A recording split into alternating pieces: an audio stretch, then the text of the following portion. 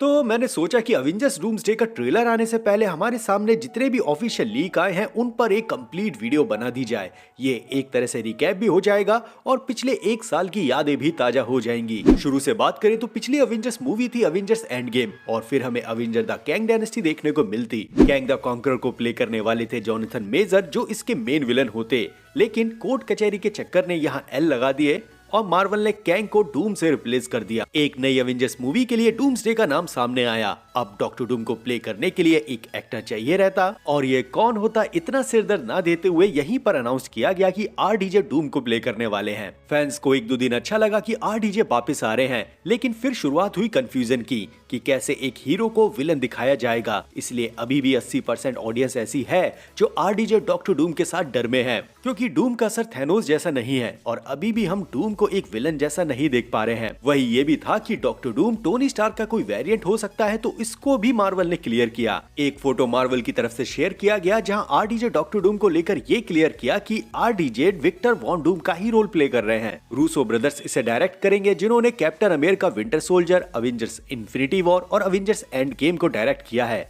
इन्होंने बताया कि ये दो अवेंजर्स मूवी पिछली इन्फिनिटी वॉर और एंड गेम जैसी नहीं होगी और ये मार्वल सिनेमैटिक यूनिवर्स को पूरी तरह से बदल के रख देंगी, क्योंकि ये सीक्रेट वॉर्स एक तरह का सॉफ्ट रिबूट होगा। एक्स-मैन, फैंटास्टिक फोर, अवेंजर्स और कई सारे सुपर हीरोज एक साथ एक सही व्यवस्थित यूनिवर्स या मल्टीवर्स को शेयर करेंगे। यहाँ रूसो ब्रदर्स ने यह भी कहा कि डूम्सडे और सीक्रेट वॉर्स वो जिस स्केल पे बना रहे हैं, ऐसी मूवी उन्होंने अपने पूरी इंटायर करियर में नहीं बनाई है। राइटर्स के लिए नाम भी सामने आया, स्टीफन मिकफेली, जिन्होंने कैप्टन अमेरिका ट्रिलॉजी और इन्फिनिटी वॉर और एंड गेम को लिखा है। माइकल वॉल्ड्रॉन भी इस राइटिंग टीम में है, जिन्होंने लोकी सीरीज और मल्टीवर्स ऑफ मैडनेस पे काम किया है। इसी समय कास्टिंग के बारे में एमसीयू ने यह बताया कि जितना भी कुछ मार्वल की तरफ से मिला है, उन सबको ये कैरेक्टर एक कंक्लूजन देने जा रहे हैं। एक्समैन से कई कैरेक्टर्स के रूमर सामने आने लगे थे और द मार्वल्स के पोस्ट क्रेडिट सीन में हमें एक्समैन का यूनिवर्स भी दिखाई दिया, जहां मोनिका रैम्बो 616 से ट्रैप है। फिर इसके बाद मार्च 2025 में मार्वल ने लाइव अनाउंसमेंट किया कि कौन कौन से कैरेक्टर हमें डूम्सडे में देखने को मिलने जा रहे हैं। इस लिस्ट में नाम है Thor, Sue Storm, Sam Wilson AKA Captain Africa, Winter Soldier, Shuri, Ant Man, US Agent Namor, the Thing, Shang Chi, Yelena, Beast, Sentry AKA Bob, Falcon, Human Torch, Red Guardian, अंबाकू, Ghost, Loki, Professor X, Magneto, Nightcrawler, Mystique, Cyclops, Gambit, Mister Fantastic और finally RDJ Doctor Doom. इस chair announcement के बाद हमें यह भी बताया गया कि कास्ट को अभी पूरे ढंग से अनाउंस नहीं किया गया है, लेकिन फिर हमें बाद में पता चला कि ऑफिशियल तौर पर एक्टर्स और उनके कैरेक्टर्स की कहानी कैसे डूम्सडे में दिखाई देगी। और कई इंटरव्यू में कुछ एक्टर्स ने ये कंफर्म भी किया कि वो डूम्सडे में दिखाई देंगे। इसीलिए सबसे पहले बात करें फ्रैंकलिन रिचर्ड्स की, तो ये कंफर्म है नो डाउट। जब डूम्सडे की रैप पार्टी हो रही थी तब हमारे सामने ऑफिशियल प्रोडक्शन से एक लीक सामने आया और यहाँ हम फ्रैंकलिन और हर्बी को क्लियर देख सकते हैं। मोनिका रैम्बो और मारिया रैम्बो एकेए इस यूनिवर्स की बाइनरी, ये भी कंफर्म है। भले इनके बारे में कुछ भी अनाउंसमेंट या न्यूज ना आई हो, पर जो मूवीज के हिसाब से टाइमलाइंस चल रही है तो ये दोनों कंफर्म ही है। अटूमा को शूट के दौरान सैम के साथ देखा गया और स्पाइडरमैन भी डूम्सडे में है, लेकिन यहाँ स्पाइडरमैन को लेकर एक चीज ये भी थी कि स्पाइडरमैन की अगली movie Spiderman brand new day को लेकर प्रोडक्शन ये चाह रही थी कि हाइप इस मूवी के लिए मिले, ना कि डूम्सडे के लिए। इसीलिए एक छोटा सा teaser Spiderman brand new day और स्पाइडरमैन के फर्स्ट लुक का हमें देखने को मिला था। डेडपूल के बारे में भी ये बताया गया कि वो भी डूम्सडे में है। इसी समय हमें कैप्टन अमेरिका के भी लीक्स देखने को मिले थे। दूसरी तरफ डॉक्टर स्ट्रेंज ने वैरायटी पोर्टल पर यह कंफर्म किया कि वो भी डूम्सडे में मौजूद हैं, क्योंकि इससे पहले के इंटरव्यू में डॉक्टर स्ट्रेंज को जो प्ले करने वाले एक्टर थे,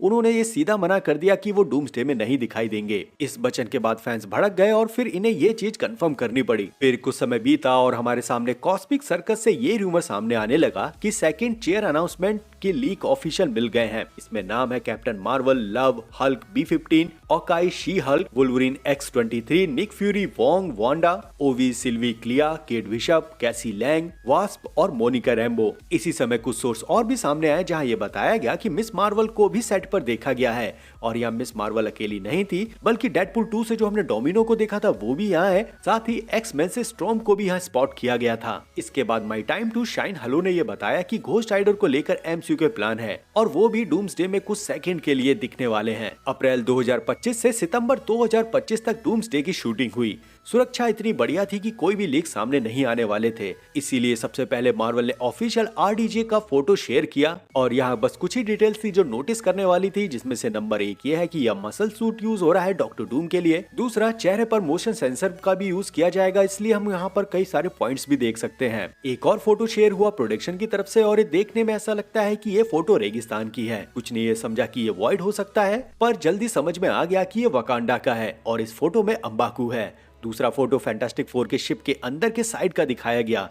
जहां में US agent falcon the thing और मे बी यहाँ ये शूरी हो सकती है। TVA की तरफ से भी ये वीडियो लीक हुआ जहां थॉर के बॉडी डबल को देखा गया। अब एक सेकंड, यहाँ थॉर कैसे TVA तक पहुंचा? तो इसके लिए मेरे पास एक थ्योरी है। तो जब लोकी ने टेसरेक्ट उठाया तब थॉर ने देखा कि लोकी एक इन्फिनिटी स्टोन्स के साथ गायब हो गया है। उधर लोकी मंगोलिया पहुंचा और TVA ने उसे उठा लिया, लेकिन जब लोकी अर्थ से गायब हुआ तब थॉर लोकी को ढूंढने निकला। वो TVA तक पहुंचा, लेकिन कैसे? तो यहाँ थॉर की मदद कर सकता है हाइमडाल या स्टार्क की कोई सैटेलाइट। मे बी यहाँ इस चीज को और भी धमाकेदार बनाने के लिए ये भी हो सकता है कि 2012 में जब लोकी गायब हुआ तब पूरी अवेंजर्स यहाँ ढूंढने में लग जाए। इन्हें बस TVA के हिंट मिले, जैसे कोई सैटेलाइट वीडियो जहाँ लोकी को उठाया जा रहा है, ऐसे ही ये साथ मिलकर TVA तक पहुंच जाए जिसमें थॉर ओवर पावर्ड हो गया होगा। इन्हें यहाँ ये भी पता चलेगा कि कोई तो ऐसा है जो मल्टीवर्स में इंटरफेयर कर रहा है, लेकिन वो मल्टीवर्स में मौजूद नहीं है। क्या पता इस लीक में वही थॉर और पूरी अवेंजर्स टीम हो जो TVA तक पहुंच चुकी है। फिर इसके बाद एक और फोटो शेयर किया गया जहाँ ये बताया कि एक्स-मैन हमें क्लासिक कॉमिक्स एक्यूरेट सूट में नजर आने वाले हैं। एक बंदा जिसका अकाउंट का नाम अनबॉक्स PSD है, वो इस लीक गेम में उतरा। उसने शूट और सेट से कई सारे लीक शेयर किए।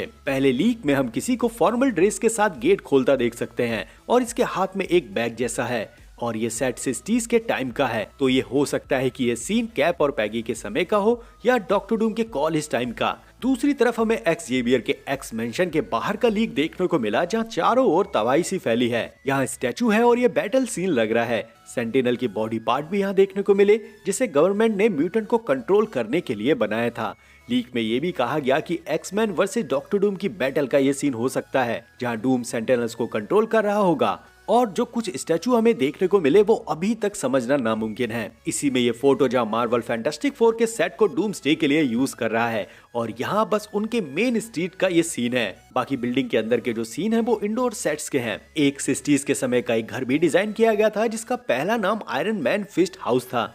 बाद में इसका नाम ल्यूक केज हाउस रख दिया गया और इसमें एक और नाम सामने आया रैनी का, जो बॉब AKA सेंट्री की माँ है। इन सारे नामों का इस घर से कुछ लेना देना नहीं है, बल्कि ये कोड नेम है इस लीक को बचाने के लिए, क्योंकि इसी में ही इस घर के आसपास एक स्पेसशिप का डिजाइन भी किया गया है और ये जो रियल फोटो है ये यहीं से है। फिर इसके बाद यहाँ ये धीरे धीरे क्लियर हुआ कि कैप को ल्यूक केज का नाम दिया है और घर के जो लीक है वो 60s के कैप और पैगी के हैं। और जो स्पेसशिप की बात की थी वहाँ ये बताया गया कि ये फैंटास्टिक फोर का शिप यहाँ देखने को मिला है। साथ ही डूम और लोकी को भी देखा गया है। इसके बाद कैप की एक फोटो शेयर हुई जहाँ वो फुल पावर तैयार है अपनी बॉडी के साथ। फिर धीरे धीरे मूवी से रिलेटेड प्लॉट सामने आने लगे, जैसे कैप और पैगी एक साथ 60s में रुकने का जो फैसला किया उसकी वजह से फ्यूचर में इनकर्जन और डॉक्टर डूम की टाइमलाइन दोनों ट्रिगर हुई हैं। इसीलिए डूम कैप को मारना चाहता है और सब कुछ रीराइट करना चाहता है। बताया ये भी गया कि मल्टीवर्स को बचाने के लिए कैप को मरना ही मरना होगा। अब डूम ये कैसे करेगा? तो डूम के साथ एक एक्साइल टीम होगी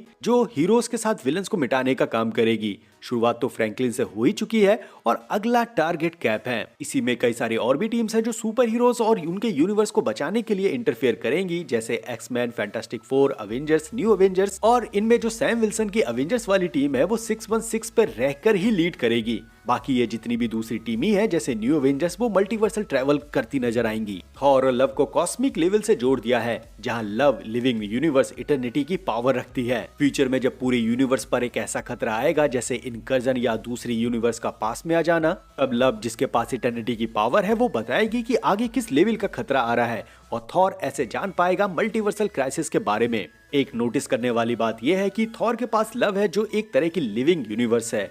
दूसरी तरफ डॉक्टर डूम है जिसके पास फ्रैंकलिन रिचर्ड्स है और ये यूनिवर्स की ऑल क्रिएशन की पावर रखता है। फिर इसके बाद मार्वल स्टूडियोज ने शंघाई में ऑफिशियल डॉक्टर डूम का एक टीजर मतलब एक लाइट शो रिलीज किया। और इसमें हमें कई सारे डॉक्टर डूम के वेरिएंट देखने को मिले और डॉक्टर डूम को यहाँ ऐसा करते हुए दिखाया कि वो मल्टीवर्स को रिराइट कर रहा है, वो भी वॉचर के उस प्लेन्स के हिसाब से जहाँ वॉचर मल्टीवर्स को देखता है। अब यहाँ हमें कई बेहतरीन चीजें नोटिस हुई और इसको मैंने अपनी पिछली ब्रेकडाउन वाली वीडियो में कवर किया है, लेकिन शॉर्ट में बता देता हूँ कि यहाँ पर क्या क्या चीजें हैं।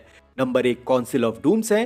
नंबर 2 डॉक्टर डूम जिस हिसाब से रिराइट कर रहा है मल्टीवर्स को, वो एक जायरोस्कोप का सिद्धांत जैसा है। इसको बहुत ही डिटेल्स में मैंने इस वीडियो में समझाया है, तो इसको भी देखना मत भूलना। और इधर कुछ कैरेक्टर ऐसे हैं जिनके बारे में छोटे छोटे लीक मिले हैं, जैसे शांग-ची की जो 10 रिंग्स है उसे डॉक्टर डूम यूज करने वाला है क्रिएशन के लिए। कैप्टन मार्वल का एक मोटिव होगा कि वो मोनिका रैम्बो को रेस्क्यू करेगी। डॉक्टर स्ट्रेंज क्लिया के साथ बिजी है और अर्थ पर जो भी होगा डॉक्टर डूम का कांड, वो उससे दूर रहेंगे। टॉम हॉलैंड स्पाइडरमैन का रोल अवेंजर्स डूम्सडे में ऐसा ही होगा जैसा अवेंजर्स इन्फिनिटी वॉर में था। न्यू अवेंजर्स और अवेंजर्स एक साथ काम करते नजर आएंगे।